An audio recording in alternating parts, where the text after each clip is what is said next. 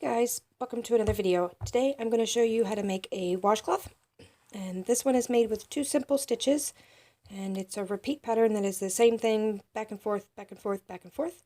So it's easy one to remember. It's very good size. Mine, when I do my pattern, mine's a little bit larger than most patterns. I do mine 9 inches instead of 7. Just gives you a little bit more to work with.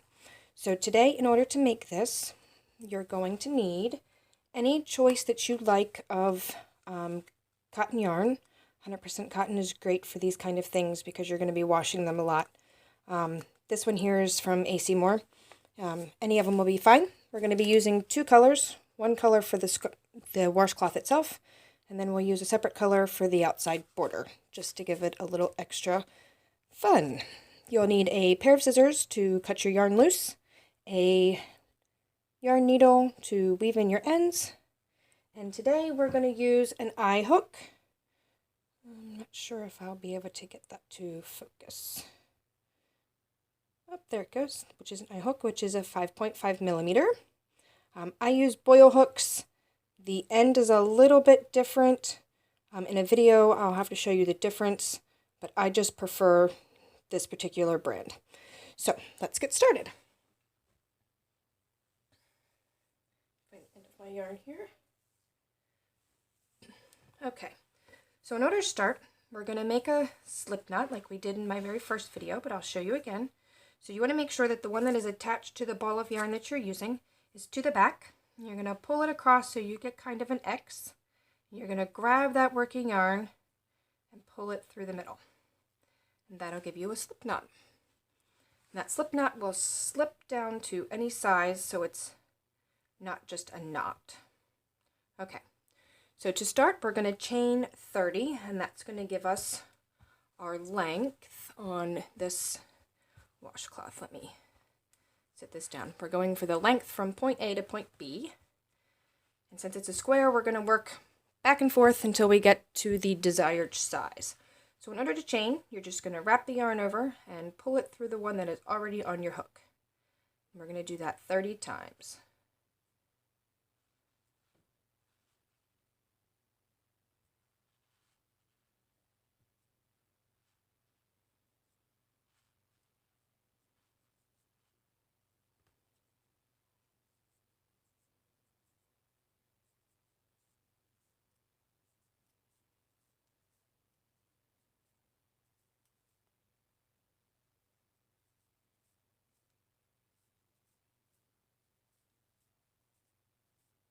Okay, so that's 30.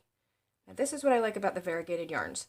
Depending on the amount of yarn in each strip that they dye, depends on how much of a pattern it's going to make by itself as you do your sample or your project if you're doing a sample.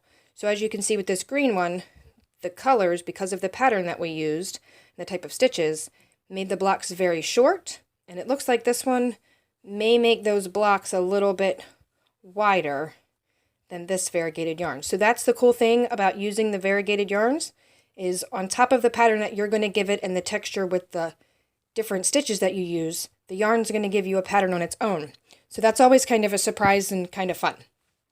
Okay, so now that we have our foundation chain, we're going to do a stitch that I showed you in another video that I did, but we'll show you how to do it again anyways. Let me zoom in here so you can see the V's I'm talking about. There we go. Okay, so when you have a foundation chain, depending on the size of the stitch you're using first, depends on how many of these V's or stitches you need to go back. So since we're starting with a single crochet, that is the shortest stitch, we only need to go back 1. So we're going to single crochet into the second chain from the hook. So this one does not count. You're looking at only the ones that are shaped like a V. So there's one, and there's our second one right there. So we're going to go into that hook, that stitch there with your hook. Okay. Making sure you grab 2 legs. It has 2 separate top pieces. As you can see, you want to grab both of those V's. You're going to pull through, and you have 2 loops. You're going to yarn over and pull through both. That is your single crochet. Now that looks very stretched out, but as we go, it'll be just fine. So now we're going to go into this next stitch, and since it's stretched out, you can see both of those legs a little bit better now. So we want to make sure we go underneath of that second leg right there. But this stitch, we're going to do a new stitch. It's a half crochet. So you're going to yarn over. You're going to make sure you go underneath that leg to make sure you have both legs on your hook. And I'll spread them apart again so you can see. 2 legs. Pull up a loop. Okay, so now we have 3 loops. With this stitch, you're going to yarn over and just pull through all 3. Now, as you can see, you'll be able to see a little bit better as we go further. But this stitch is a little bit taller than that stitch. Okay, so the next stitch, we're going to do a single. Again, making sure you have both of those legs.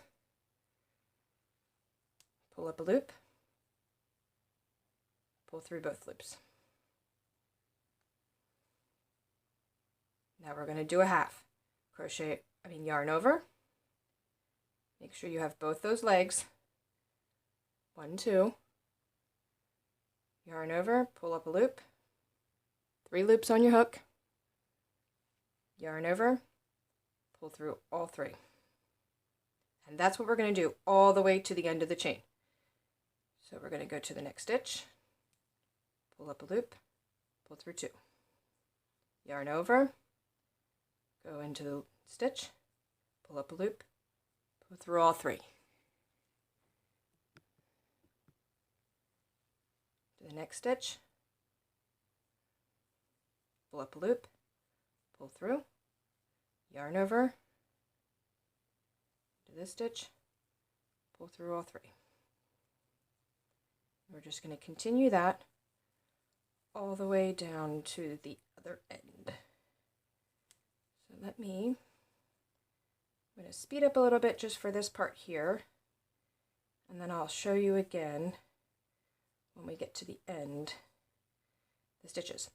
So I wanted to tell you that as my tutorials come out, there will be some more difficult things, but we're going to do the basics for a little while, and I'll throw a special one in every now and then. So just keep posted on new videos. I'll teach you new techniques, things that I've learned from watching other videos that maybe are just small loopholes that are being missed, that people think that they cover, but sometimes you just need a little bit of more of an understanding. Okay, we're almost to the end.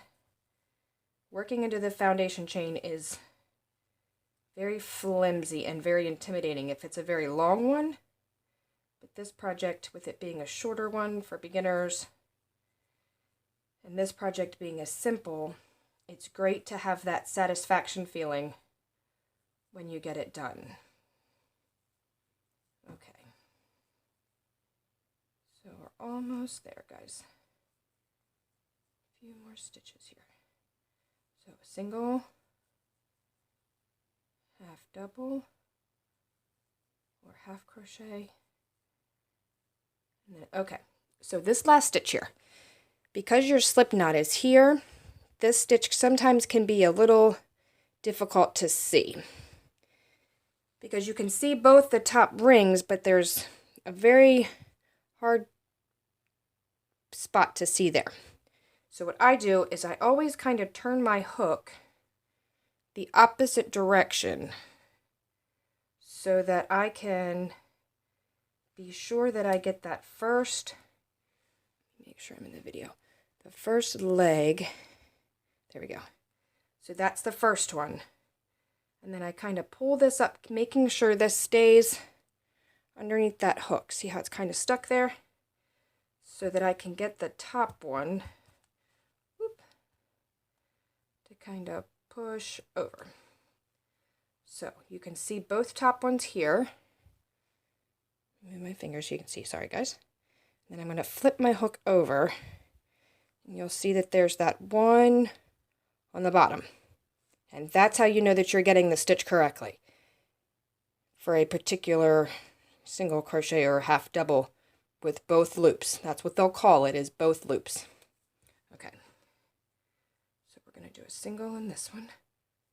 Or did we just do a single? I'm sorry, guys. Single.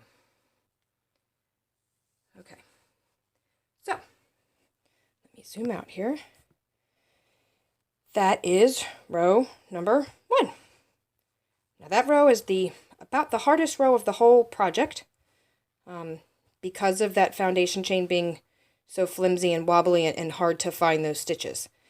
If you find that it's hard for you to get into those stitches the first time through on your first row, you can always go a hook size up, which will make those holes larger so that you can find the loops a little bit better. It is going to make your edging a little looser, but it will give you the technique better so you can see the stitches better to learn which you're looking for, and then you can get to where you can do the correct size hook. That's how I did it. I was a very tight crocheter. I have trouble with gauge, so I understand. Okay, so let's move on. So let me zoom back in a little bit here. Okay, there we go. Now, in order to turn and do your next row, you're going to do a chain. And that's going to allow you to spin without it twisting your work around. Because you don't want to twist your end here, or it'll get a little wobbly. Okay, so now we're going to do the same thing we did going back the other way. And I'll kind of do this row with you, and then I will catch up with you halfway through. Okay, so we're going to go into, you can see here, this hole. We're going to go into there and do a single crochet, guys. Sorry. And then a half double in the next.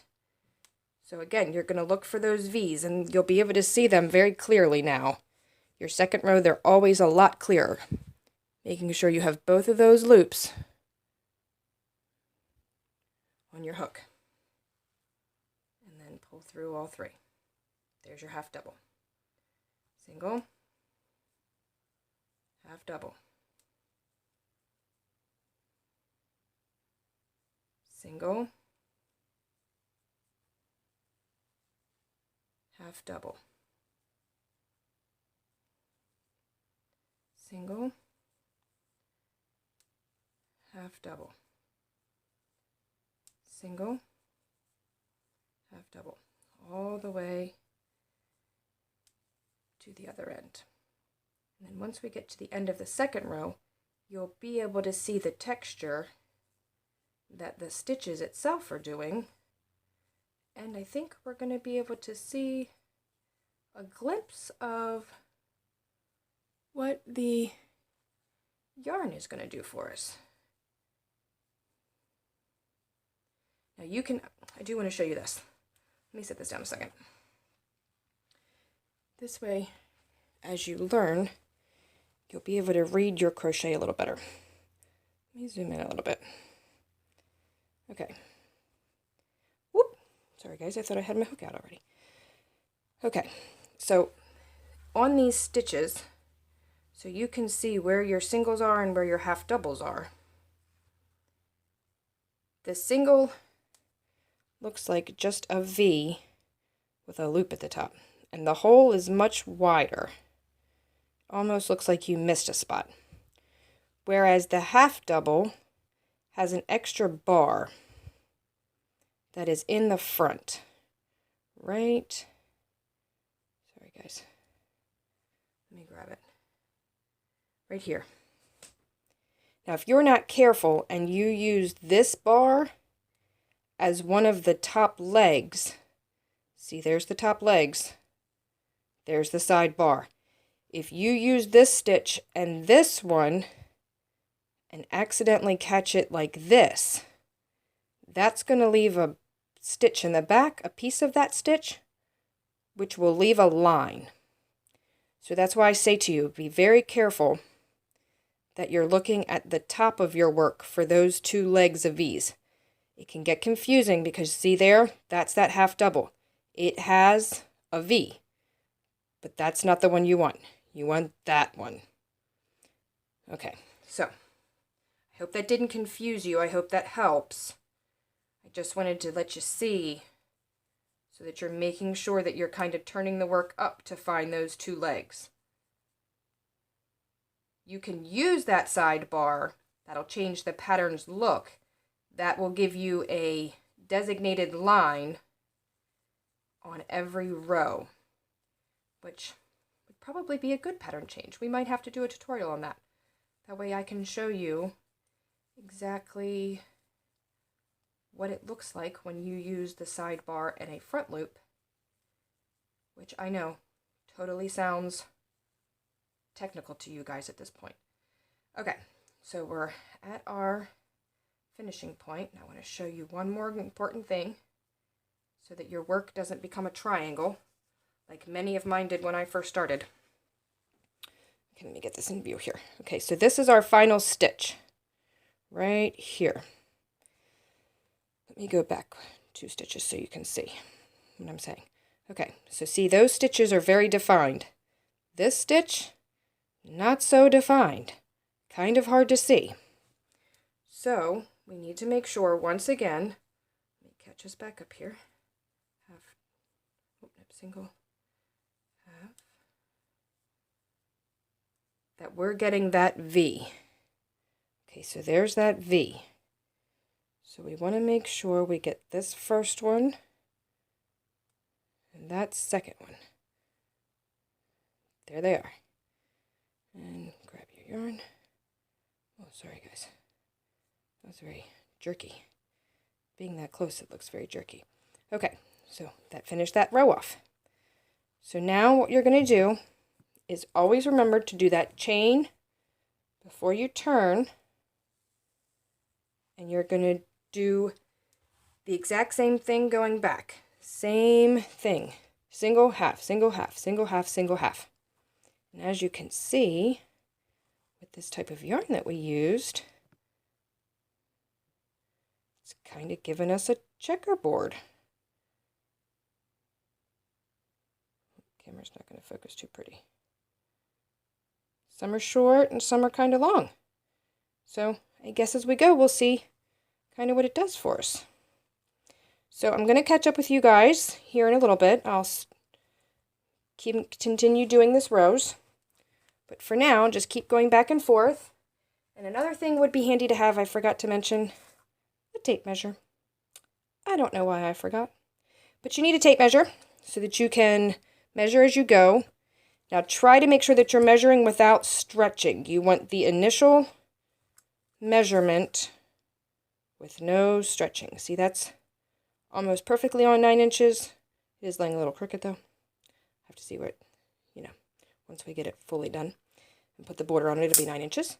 So just continue back and forth until you get to 9 inches. I'll check back in with you guys at about 5 so you can see my progress.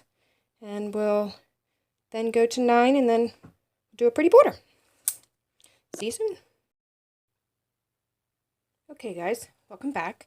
So here is where we're at. This is measuring, go from right there at that V, almost 6. So a little bit further along than I thought we were, but that's okay. So as you can see, this is unstretched. So if I were to stretch on this, let me show you what I mean by stretch real quick.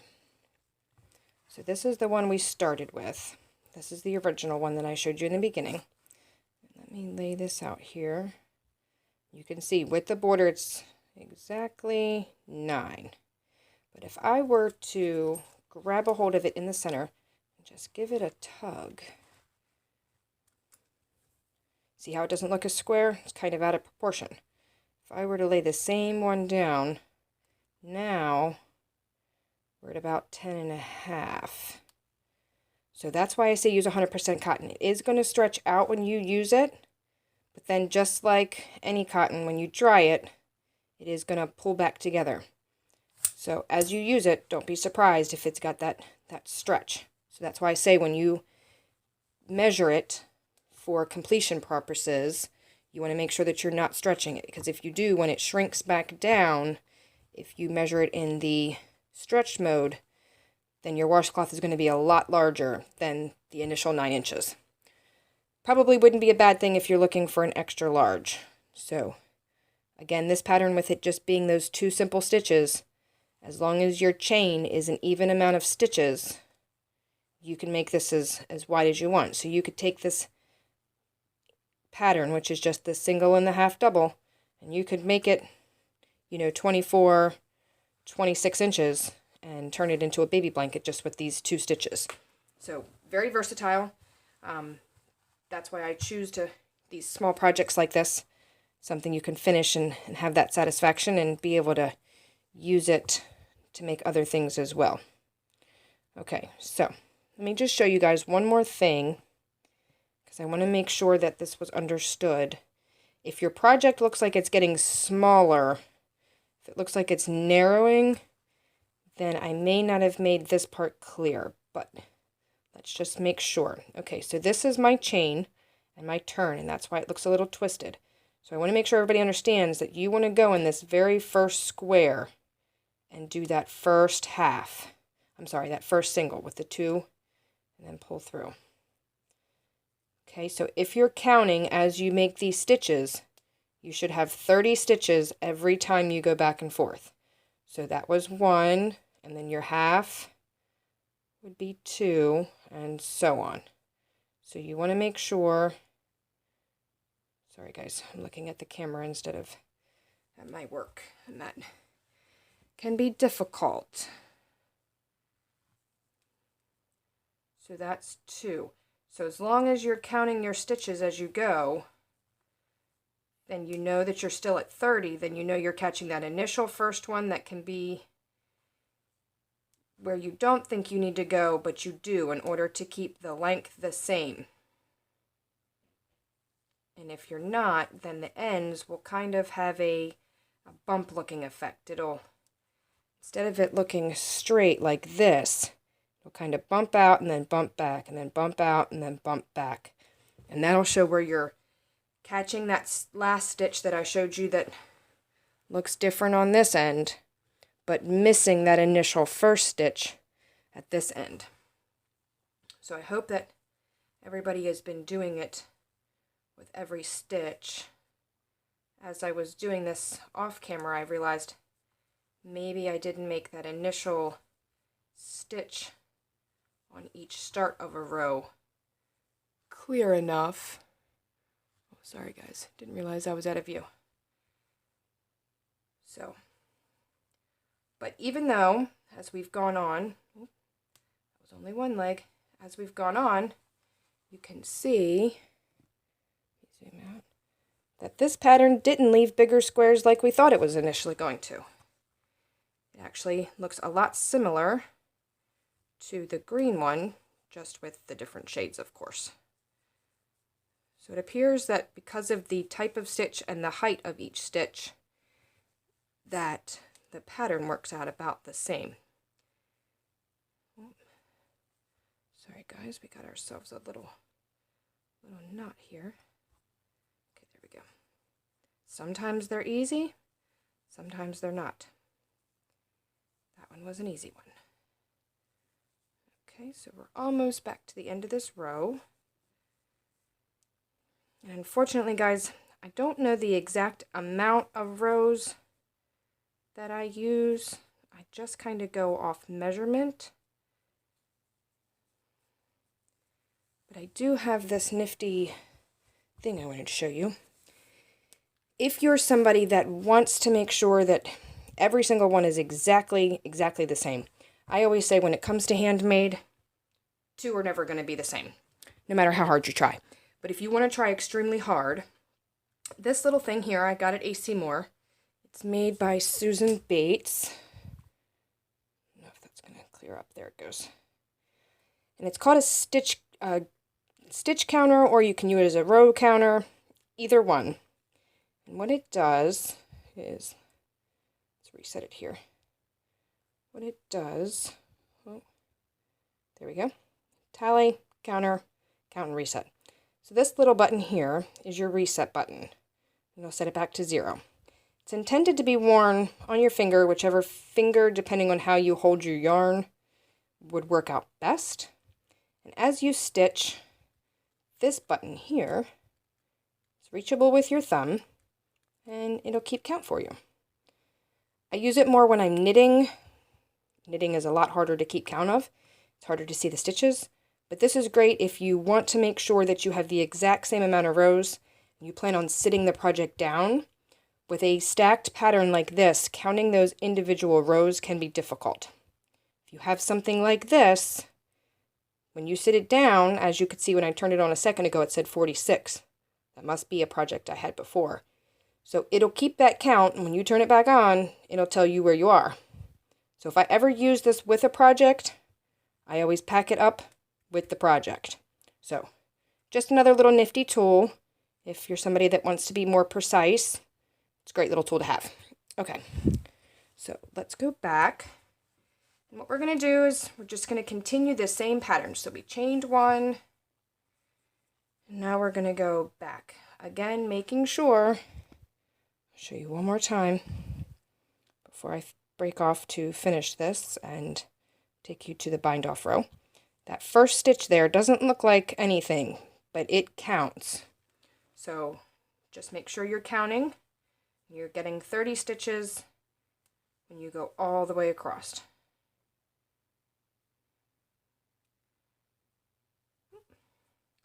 My yarn wanted to split on me. So we're just going to continue that pattern, putting the single crochets in the single crochets and your half double crochets in the half double crochets. Okay, so continue that all the way across, back and forth, keeping your tape measure close so you can measure as you go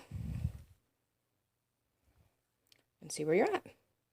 So I'll see you guys in a few.